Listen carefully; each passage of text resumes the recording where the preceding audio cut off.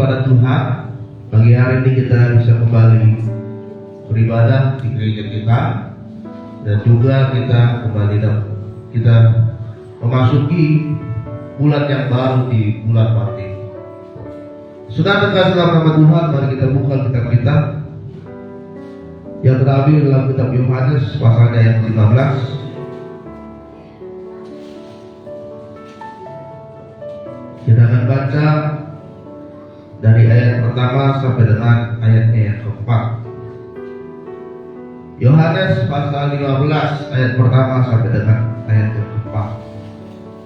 Demikianlah firman Tuhan, kita baca sama-sama 2-3 ya. Akulah pokok anggur yang benar, dan Bapakulah pengusahanya. Setiap ranting padaku yang tidak berbuah dipotongnya, dan setiap ranting yang berbuah dibersihkannya, supaya ia lebih banyak berbuah. Kamu memang sudah bersih karena firman yang aku katakan kepadamu. Tinggallah di dalam aku, dan aku di dalam kamu. Sama seperti ranting yang dapat berbuah dari dirinya sendiri kalau ia tidak tinggal pada pokok anggur. Demikian juga kamu tidak berbuah jikalau kamu tidak tinggal di dalam aku. Tema firman Tuhan pagi hari ini adalah diuji agar semakin berbuah.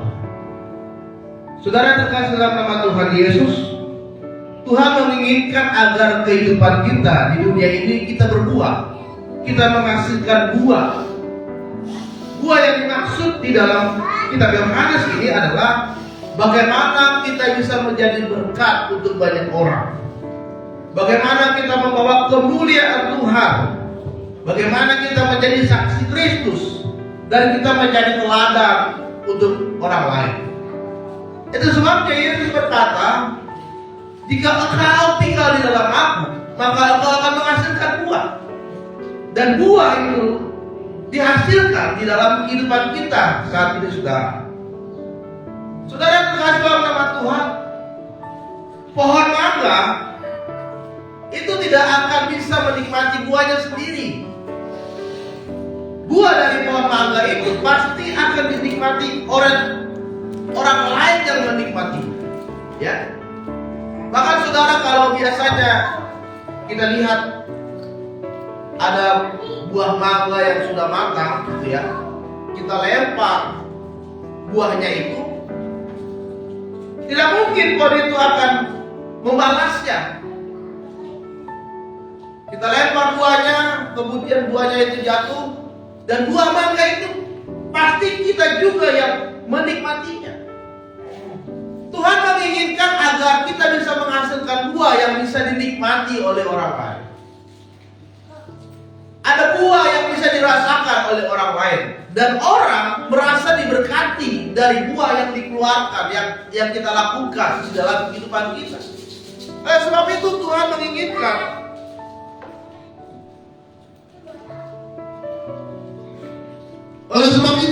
menginginkan di dalam kehidupan kita harus menghasilkan buah. Karena firman Tuhan tadi katakan, pohon yang ditanam di tepi aliran air, dia akan menghasilkan buah yang tidak akan pernah lain. Apa saja yang diperbuatnya akan berhasil jika kita bisa menghasilkan buah.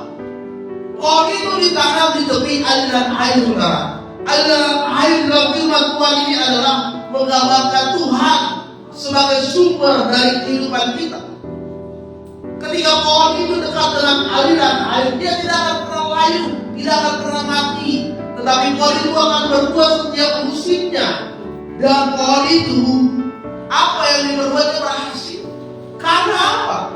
Pohon itu dekat dengan sumber kehidupan. Saudara, jika saudara ingin menghasilkan buah dalam hidupmu saat ini, kita harus dekat dengan sumber kehidupan itu. Siapa? Tuhan kita sendiri. Karena firman Tuhan adalah, carilah dahulu kerajaan Allah dan kebenarannya, maka semuanya akan ditambahkan kepada kita. Kita cari Tuhan dulu, bukan cari dunia ini. Kita utamakan Tuhan dulu, bukan utamakan kedagingan, kesenangan dunia ini. Maka ketika kita sudah mengutamakan Tuhan, maka kita akan melihat hasilnya, ada buahnya dari ketaatan dan kesetiaan kita kepada Tuhan. Saudara, apa yang Tuhan inginkan dihasilkan dalam hidup saudara, Yang pertama, Tuhan menginginkan adanya buah pertobatan. Buah pertobatan yang sungguh-sungguh meninggalkan segala dosa kita saat ini. Dan kita betul-betul merubah cara hidup kita. Kita menyerahkan hidup kita sehingga kita bisa berada di dalam kekudusan. Tinggalkan dosa, tinggalkan kedagingan, dan hidup benar bersama dengan Tuhan. Buah itu yang saudara, yang Tuhan ingin lihat dari diri kita.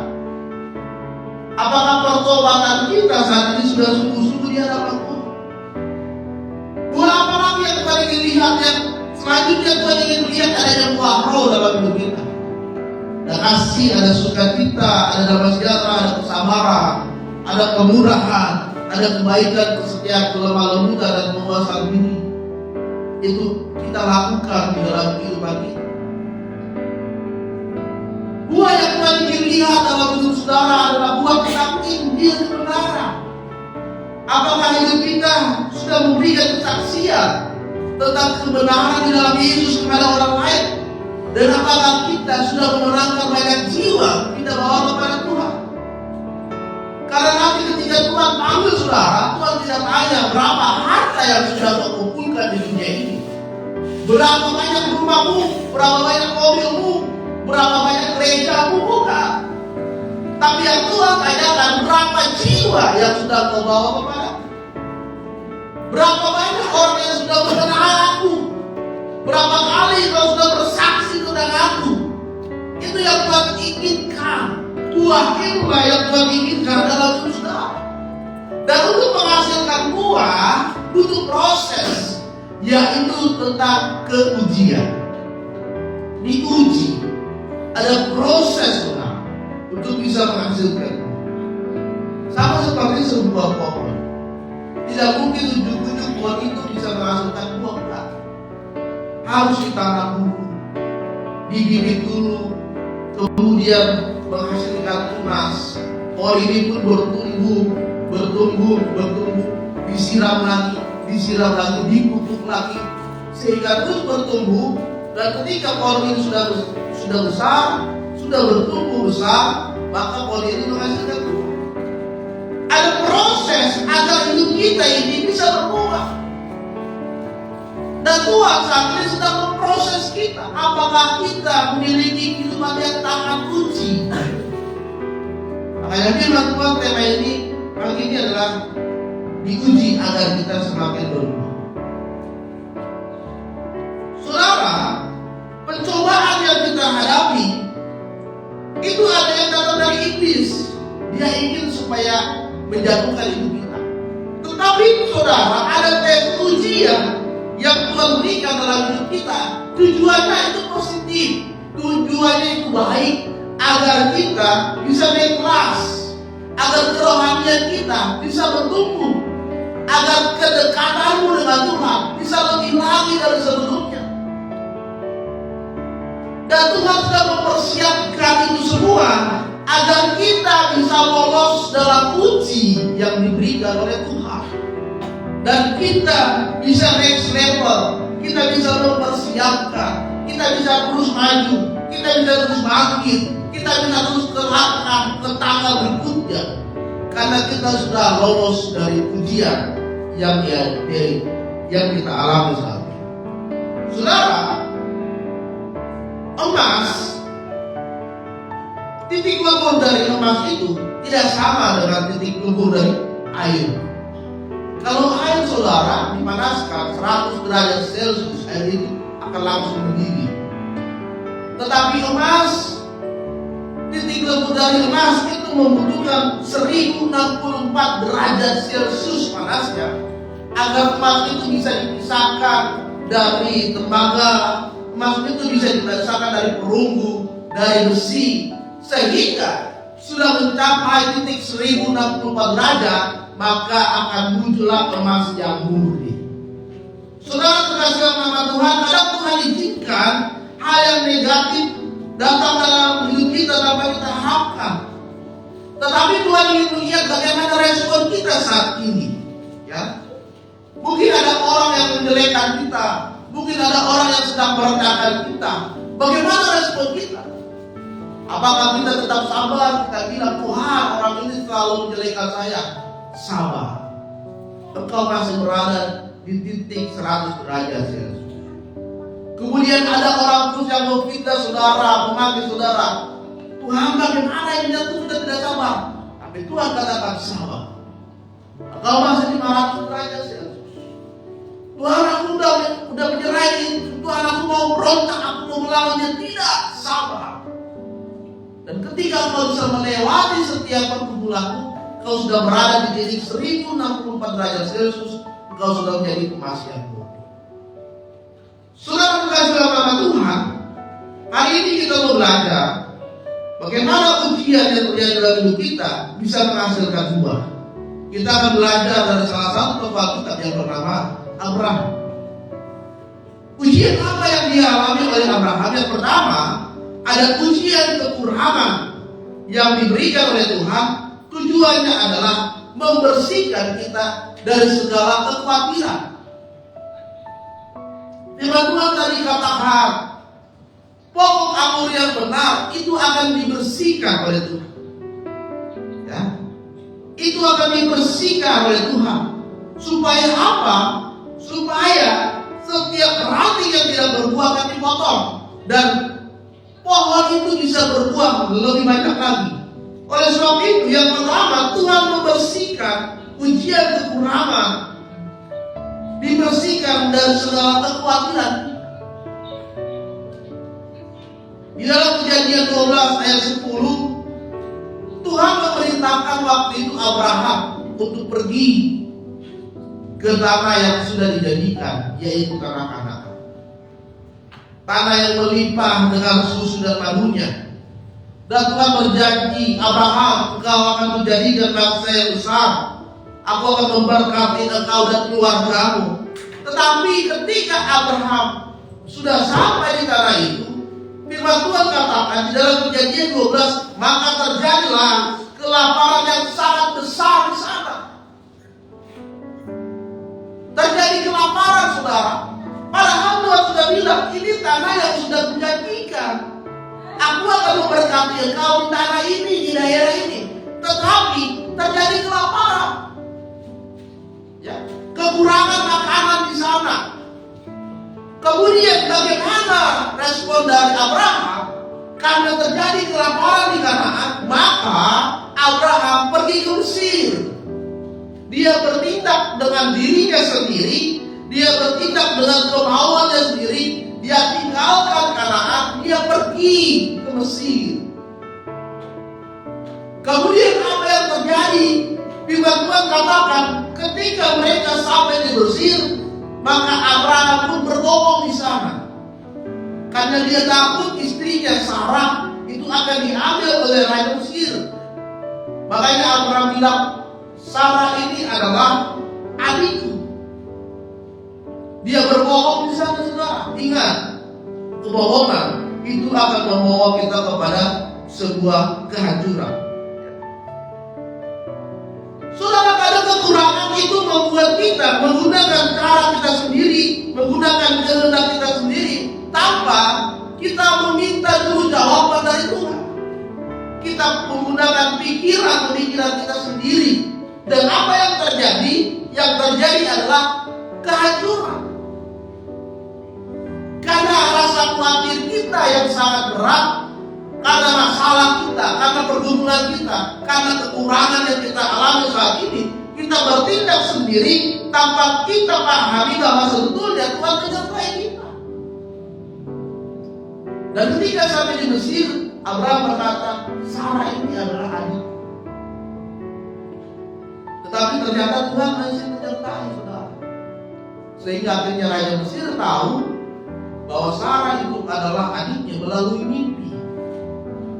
Kemudian keesokan harinya, raja itu berkata, Abraham, engkau sudah berbohong.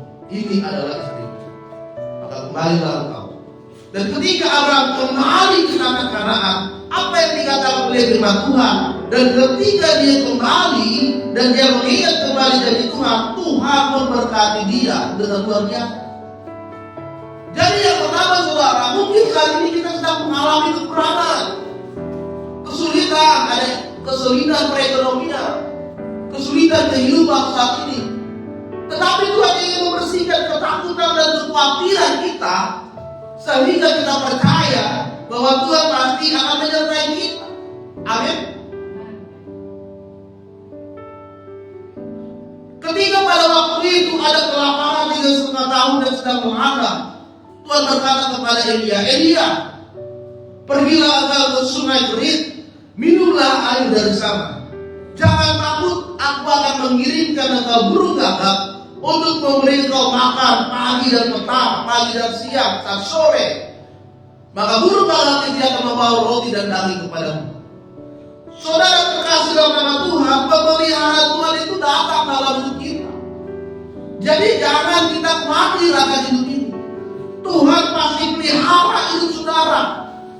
Tuhan datang, Tuhan melihara sesuai dengan kebutuhan yang kita sedang inginkan saat ini. Bahkan pemeliharaan Tuhan itu kadang tidak masuk di dalam akal kita. Saudara bayangkan, burung gagak ini adalah burung yang makannya adalah daging, saudara. Tetapi kenapa pada saat itu burung gagak dia adalah pemakan daging, tetapi daging itu tidak dia makan dan dia kasih kepada Elia? Bagaimana Tuhan bisa menjinakkan burung ini sehingga daging yang ada di dalam mulutnya tidak dimakan lalu diberikan kepada Elia? Itulah cara pemeliharaan kita, saudara, dalam hidup ini. Ya, karena Tuhan utus orang-orang yang tidak pernah kita pikir untuk menjadi saluran berkat untuk kita. Itu sebabnya kita jangan khawatir akan kekurangan yang kita miliki saat ini. Percayalah akan pemeliharaan Tuhan dalam hidup saudara. Amin. Punya Tuhan menyuruh Elia, "Pergilah engkau ke salah satu tempat rumah di daerah Sarfat. Ada seorang janda yang akan memberi makan engkau." Ketika Elia sampai di Sarfat, ketemu dengan janda ini, kemudian janda ini hanya memiliki segenap tepung dan sedikit minyak. Elia berkata, "Berilah makan."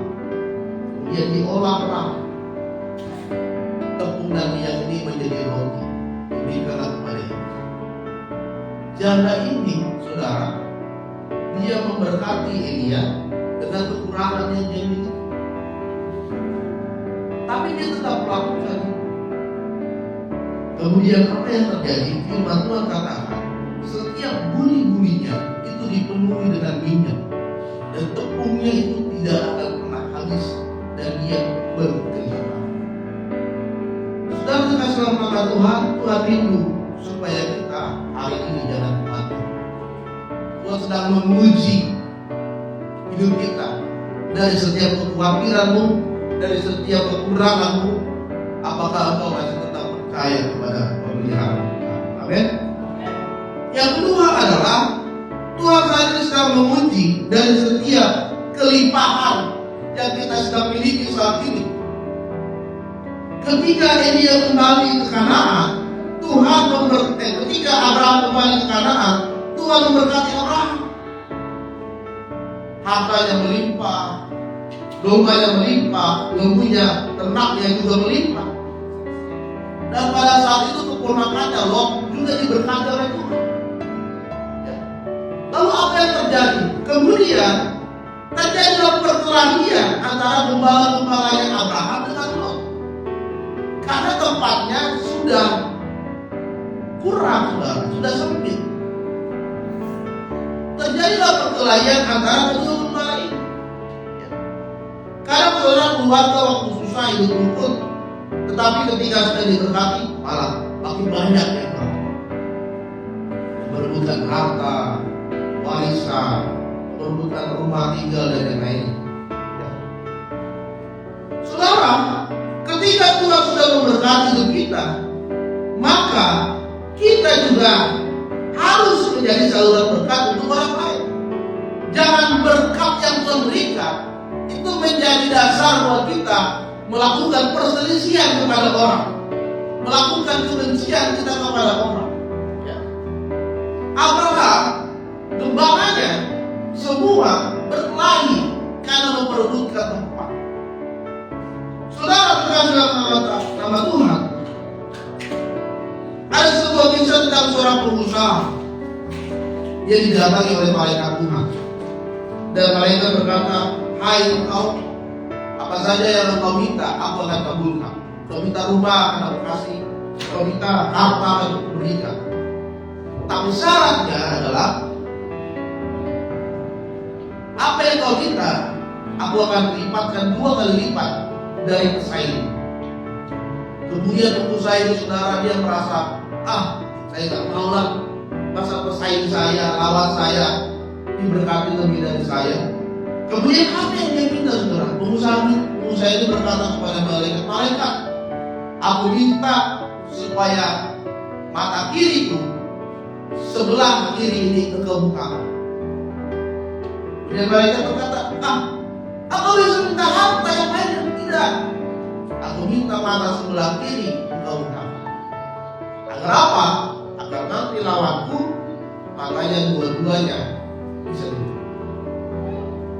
Saudara, ketika kita mulai diberkati Tuhan, maka kadang-kadang manusia itu sudah tidak dengan harta. Yang diutamakan itu adalah harta, yang diutamakan adalah kekayaan, sehingga dia lupa akan Tuhan yang menjadi sumber yang memberikan harta itu kepada dia. Ya, saudara terkasih dalam nama Tuhan, ketika para gembala-gembalanya Abraham dan Lot berkelahi, apa yang dilakukan oleh Abraham? Abraham memanggil keponakannya, Lot, kita ini keluarga, kita harus selesaikan masalah ini. Udah, gini aja. Kalau kau ke kanan, aku ke kiri. Kalau kau ke kiri, aku ke kanan. Silakan kau yang kiri. Lalu Lot lihat di bawah lembah Sungai Yordan, itu daerahnya subur sekali. Kemudian dia berkata kepada Abraham, aku pergi ke lembah Sungai Yordan, aku pergi ke timur, aku akan memilih ke sana. Lalu Abraham bilang, kalau itu pilihanmu, silakan. Lalu pergilah saudara. Dan Abraham masih tetap berada di sana. Apa yang terjadi? Ternyata di lembah Sungai Yordan yang dipilih Lot itu adalah kota Sodom dan Gomora. Kota yang penuh dengan dosa. Orang-orang yang berada di sana itu melakukan dosa. Tetapi apa yang terjadi dengan Abraham? Dia tetap tinggal di Kanaan, daerah yang banyak sekali padang pasir. Tetapi Tuhan berkata, Abraham, aku akan memberkati. Saudara terkasih dalam nama Tuhan, berkat yang Tuhan berikan di dalam hidup kita, itu adalah waktunya kita bersyukur kepada Tuhan. Kita diberkati oleh Tuhan, berarti kita juga harus mempersembahkan kembali berkat itu kepada Tuhan. Abraham diberkati Tuhan, dia melimpah hartanya, ternaknya pun banyak. Apa yang dilakukan Abraham? Dalam firman Tuhan dia katakan, Abraham mempersembahkan hasil keuntungannya kepada Melkisedek, Raja Salem, sebagai tanda syukur kepada Tuhan. Kadang-kadang saudara kita kurang bersyukur kepada Tuhan. Tuhan sudah kasih kita pekerjaan yang bagus. Tuhan sudah kasih cukupkan kebutuhan kehidupan kita sehari-hari. Tuhan sudah kasih kita uang yang lumayan cukup banyak. Kadang-kadang kita kurang bersyukur. Ada banyak orang yang sedang meribut tentang perpuluhan. Ada yang bilang perpuluhan itu tidak diwajibkan, tidak tertulis di Alkitab. Itu perpuluhan itu adalah perjanjian lama, perjanjian baru tidak membahas perpuluhan sekarang.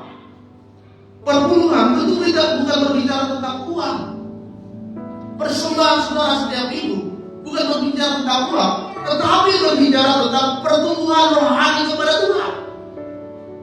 Orang yang tidak mengalami pertumbuhan banyak 1000 alasan untuk tidak memberikan persembahan dan perpuluhan.